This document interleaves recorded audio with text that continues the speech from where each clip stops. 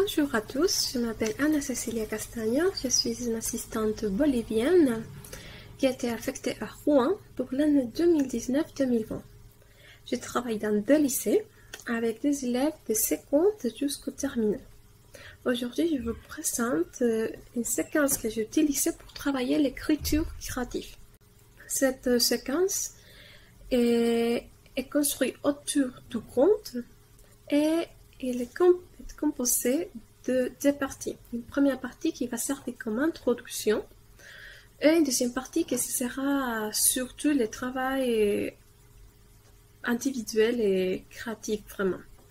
La première partie, je l'ai fait à partir des images.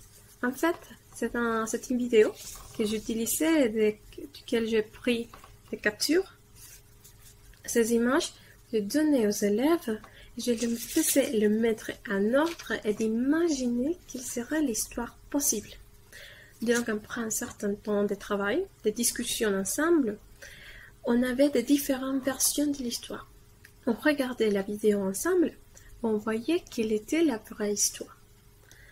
À partir de là, on étudiait les structures, c'est-à-dire on regardait, on identifiait vraiment quelle était la situation initiale, l'élément déclencheur, les péripéties, la situation finale, le personnage principal. Une fois qu'ils savaient tout ça, on commençait le travail créatif, mais c'était pas à partir de zéro. En fait, c'était moi qui les a aidés à avoir des éléments de base. Comment? J'utilisais l'essence. Donc, j'ai apporté une image, une petite partie d'une chanson, un parfum et des lentilles. Donc, comme vous voyez, on est en train d'utiliser 4 sens. Les touches, l'ouïe, l'odorat et la vue. C'est possible de travailler seulement avec un, c'est-à-dire que tout soit visuel, que tout soit de sentir, que tout soit de toucher. C'est parfaitement possible. L'idée, c'est qu'à partir de chacun de ces éléments, les élèves peuvent imaginer un personnage, une action, un lieu et un sentiment. Donc, ils ont 4 éléments qui seront la base de l'histoire qu'ils vont créer. C'est parfait si on le fait travailler en groupe, que ce ne soit pas individuellement. Mais c'est important que chaque élève ait ces 4 options et qu'après, au hasard, ils choisissent par groupe les 4 éléments qu'ils vont vraiment utiliser.